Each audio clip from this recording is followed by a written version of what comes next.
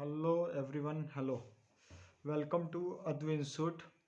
आज आगे का हम लोगों ने पिछले क्लास में सेक्टर ऑफ इंडियन इकोनॉमी हम लोग पढ़ रहे थे, क्लास 10th का टॉपिक, जिसमें हम लोगों ने डिस्कस किया था प्राइमरी सेक्टर के बारे में, सेकेंडरी सेक्टर के बारे में और टर्शियरी सेक्टर में के बारे में।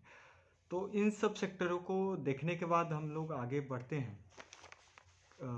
क्या क्या चीज़ें हैं, तो देखो हम लोगों ने सेकेंडरी और टर्शियरी और प्राइमरी सेक्टर देखे थे, ठीक है ना। तो वेरियस जो भी प्रोडक्शन होता है, एक हमने प्रोडक्शन, वेरियस प्रोडक्शन जो भी होगा प्राइमरी में, सेकेंडरी में या टर्शियरी सेक्टर में, आपको याद भी होगा कि प्राइमरी से क्या होता है, सेकेंडरी क्या होता है और टर्शियरी क्या है। जिन लोगों ने फर्स्ट वीडियो नहीं देखा है तो उनसे रिक्वेस्ट है कि वो पहले फर्स्ट वीडियो देखें, देन आफ्टर ये सेकेंड वीडियो पे आए।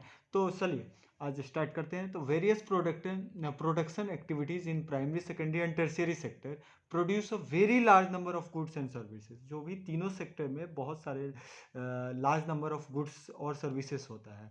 तो ऑल्सो इन तीनों सेक्टर्स में, also three sectors have a large number of people working. इन तीनों सेक्टर में large number of people working कर रहे हैं in them to produce this goods and services, ठीक है ना। तो हम कैसे काउंट करेंगे, how do we count the various goods and services and now the total production in इस सेक्टर, कैसे काउंट करना है।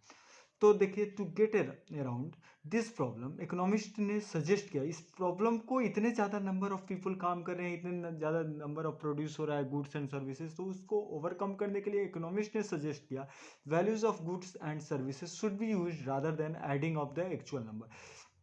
एक्चुअल नंबर और मेंबर को ऐड करने से अच्छा है कि भाई पूरे टोटल वैल्यू है, value of goods and services should be used, ठीक है ना। फॉर एग्जांपल मान लीजिए 10,000 केजीज ऑफ वीट है, उसको सोल्ड किया गया 8 पर केजी, तो टोटल कितना हो गया 80,000। सिंपल सा कैलकुलेशन है। जैसे मैंने आपको एनसीईआरटी के बुक से ही एग्जांपल लिया है। जैसे 500 कोकोनट का दाम है 10 रुपये पर कोकोनट, ठीक है ना।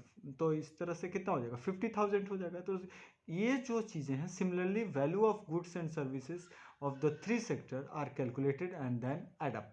पहले उन सब चीज़ों को कैलकुलेट करेंगे एंड देन आफ्टर ऐड करेंगे। और एक चीज़ मान लीजिए कि इन चीज़ों में एक चीज़ आपको ध्यान रखना है। जैसे मान लीजिए मैंने फ्लोर लिया, फ्लोर के बाद मान लीजिए वेट करता 10 रुपये किलो, और उसके बाद मैंने उसको क्या किया, उसको बेच दिया फ्लोर को 10 रुपये किलो के बाद। तो उसको वीट को मैंने बेचा तो आटा बना, आटा के बाद उससे बिस्किट बनाया गया। तो वो उसमें एक चीज़ ध्यान रखना है कि फाइनल प्रोडक्शन को ध्यान देना है। अगर बिस्किट को बेच रहे हैं तो फाइनल प्रोडक्शन को ध्यान रखना है। जैसे मैं आपको बताता हूँ इस चीज़ को सिंपल मायने में, the value of final goods and services produce in इस sector during a particular year provides the total production of the sector for the year. Simple line में बोले इसी चीज को, and the sum of production in the sectors give what is called GDP, gross domestic product of a country. देखिए GDP को मैं simple मायने में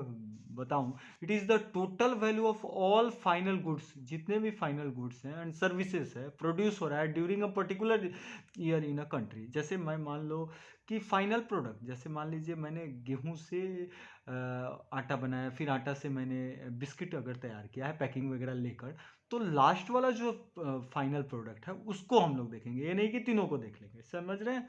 तो इस चीज़ को फाइनल को देखना है। It is the total value of all final goods and services produced during a particular in a country.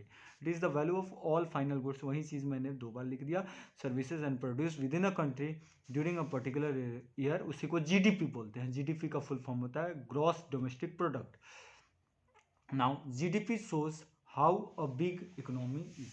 देखिए जीडीपी से ही हमें पता चलेगा कि कितना बड़ा इकोनॉमी है उस कंट्री का, कि कितनी बड़ी इकोनॉमी है, कितनी बड़ी अर्थव्यवस्था है। चलिए आगे बढ़ते हैं चीज़ों को ध्यान में रखते हुए कि देखिए अब इस चीज़ से आजकल हम लोग देखते हैं कि जो चीज़ है कि rising the importance of tertiary sector in production में टर्शियरी सेक्टर का काफ़ी ज़्यादा इम्पोर्टेंट है। तो क्या है, first, in any country, several services such as hospital, educational institution, ठीक है ना, post and telegraph services, police station, courts, village administrative officers, municipal corporation, defence, transport, bank, insurance companies, etc are required. देखिए किसी भी country में ये सारे services ज़रूरी है, हॉस्पिटल भी चाहिए, एजुकेशनल इंस्टीट्यूशन भी चाहिए, तो ये सब चीज़ें की ज़रूरत होती है। They can be considered as a basic service, इसको हम लोग बेसिक सर्विस बोलते हैं। और इस किसी भी डेवलपिंग कंट्री में गवर्नमेंट इसके लिए रिस्पॉन्सिबिलिटीज़ लेती है। क्या रिस्पॉन्सिबिलिटी है कि इस सब सेक्टर को प्रोविज़न करने के लिए, इन सब सर्विसेज को बढ़ाने के लिए गवर्नमेंट इस पे रिस्पॉन्सिबल होती है। जैसे मान लीजिए हॉस्पिटलिटी के लिए, स्कूल्स के लिए, ठीक है ना, तो ये सब चीज़ें बैंकिंग सेक्टर्स के लिए, ये सब चीज़ों के लिए गवर्नमेंट डेवलपिंग कंट्री में ज़्यादा रिस्पॉन्सिबिलिटी उनके ऊपर आती है। ठीक है, चीज़ें समझना है। आगे बढ़ते हैं हम लोग सिंपल चीज़ों को। चलिए अब आता है कि देखिए पहला चीज़ तो मैंने आप लोगों को बताया। देखो कैसे चीज़ों को हम लोगों को बताना है कि क्यों टर्शियरी सेक्टर हुआ। तो पहला चीज़ हमने बताया कि अब आते हैं सेकंड चीज़। सेकंड क्या पॉइंट चीज़ें हैं? Second the development of agriculture. अगर मान लीजिए फर्स्ट तो मैंने बताया कि हॉस्पिटल, एजुकेशनल इंस्टीट्यूट बेसिक है, ठीक है ना, तो इसी तरह से second development of agriculture and industry lead to the development of services such as transport. देखिए जब हम डेवलपमेंट ज़्यादा करेंगे एग्रीकल्चर का, जैसे एग्रीकल्चर का डेवलपमेंट हमने किया, जैसे एग्रीकल्चर में ज़्यादा प्रोडक्शन हुआ हमारा, ठीक है ना, तो प्रोडक्शन ज़्यादा हुआ तो हमको क्या करना पड़ेगा। मान लीजिए हम कुछ टन गेहूँ किए तो उसके लिए ट्रांसपोर्ट चाहिए, ट्रांसपोर्ट के लिए फिर ट्रेड चाहिए, स्टोरेज करना होगा। तो ये सब चीज़ों से हम लोग देखते हैं कि इस चीज़ों से मतलब greater the development of primary और secondary sector more would be the demand of such services. जितना ज़्यादा डेवलपमेंट होगा प्राइमरी और सेकेंडरी सेक्टर का, तो प्राइमरी और सेकेंडरी सेक्टर को बढ़ाने से टर्शियरी सेक्टर भी बढ़ता है। तो आजकल इस कारण से भी होता है। फिर देखिए third as income level rise. अगर हमारा इनकम लेवल राइज होता है, ठीक है ना, जैसे मान लीजिए कि आप पहले कम कमाते थे और फिर क्या होता है आपका इनकम बढ़ता है। पहले आप स्कूटर पे थे या स्कूटी पे थे, फिर आपको कार की ज़रूरत होती है। तो उसी तरह से मैं बोलूँ एज इनकम लेवल राइज होगा, certain section of people start demanding many more services. जैसे हमारा इनकम बढ़ेगा, हम क्या करेंगे, बहुत सारे सर्विसेज को ध्यान देखेंगे। जैसे लाइक ईटिंग आउट, बाहर जाएंगे खाने के लिए, टूरिज्म पे जाएंगे, घूमने जाएंगे बाहर देश विदेश, शॉपिंग करेंगे, प्राइवेट हॉस्पिटल्स में जाएंगे, प्राइवेट स्कूल्स में पढ़ेंगे, बहुत तरह के प्रोफेशनल ट्रेनिंग्स लेंगे, एजुकेशनल इंस्टीट्यूशन ज्वाइन करेंगे, सब्सक्रिप्शन लेंगे ऑनलाइन टीचिंग, ऑनलाइन स्टडी का। तो ये सब चीज़ें हैं। जब भी हमारे पास अगर पैसे इनकम राइज होगा तो हमारी चीज़ें भी, डिमांड भी हमारे बढ़ेगी सर्विसेज, तो इस सब चीज़ों से सर्विसेज बढ़ेगा। सेकंड मतलब हम बोल सकते हैं टर्शियरी सेक्टर का। और फिर देखिए fourth, over the past decade, और पास्ट डिकेड में देखा गया सर्टेन न्यू सर्विसेज, बहुत सारे न्यू सर्विसेज आ गए। जैसे कि आपको मैं बोल सकता हूँ इंफॉर्मेशन एंड कम्युनिकेशन के बेस्ड पे टेक्नोलॉजी इंपॉर्टेंट एंड इसेंशियल हो गया। मैंने जैसे आईटी सेक्टर वगैरह का नाम बताया था, ठीक है नहीं। The production of this services has been rising rapidly, और ये सब सेक्टर क्या हो रहा है, दिन प्रतिदिन बढ़ते जा रहे हैं, ठीक है ना। तो ये चीज़ें हो गई। उसके बाद अगर देखते हैं अब, अच्छा हमारे कंट्री में which are most of the people employed. देखिए सर्विस सेक्टर में 31% एम्प्लॉयड है, सेकेंडरी सेक्टर में 25%, एग्रीकल्चर में 44% है। देखिए मैं बोलता हूँ मोर than half of the worker. जब एक तो एग्रीकल्चर की बात है, अगर मैं प्राइमरी सेक्टर पूरे की बात करूँ तो more than half of the worker in a country are working in the primary sector, mainly in agriculture. सबसे ज़्यादा एग्रीकल्चर में है, producing only about 1/6 of the GDP. और उनका जो इतने ज़्यादा नंबर में है, लेकिन क्या है उनका जीडीपी में इनका कमी है। जीडीपी में ओनली 1/6 ऑफ द जीडीपी में, यानी प्रोडक्शन उनसे कम हो रहा है। तो क्यों ऐसा कम हो रहा है, क्यों वो इतने ज़्यादा प्रोडक्टिव नहीं कर पा रहे? ऐसा नहीं, उनमें एक क्या तरह का चीज़ है, अंडर एम्प्लॉयमेंट है, ठीक है ना। ये अंडर एम्प्लॉयमेंट या हम बोल सकते हैं डिस्गस्ट एम्प्लॉयमेंट क्या है, जैसे समझते हैं। मान लीजिए एक फील्ड है, ठीक है, इस फील्ड में 4 बंदे काम कर रहे हैं और 4 बंदे काम करके 100 रुपीज़ का कर रहे हैं। अगर मैं उसमें से 2 बंदे को हटा दूं, ठीक है ना, 2 फार्मर को हटा देता हूँ, तो भी क्या है 100 का ही हो रहा है, ठीक। और उसके बाद अगर मैं फिर से हटा दूं एक बंदे, तो भी 100 ही हो रहा है। तो कहने के लिए तो चारों बंदे काम कर रहे हैं, लेकिन एक्चुअल में एक बंदे का ही काम है। तो इस तरह की बेरोजगारी को अंडर एम्प्लॉयमेंट कहते हैं, छिपी हुई बेरोजगारी भी कहते हैं। सिंपल सा लॉजिक है।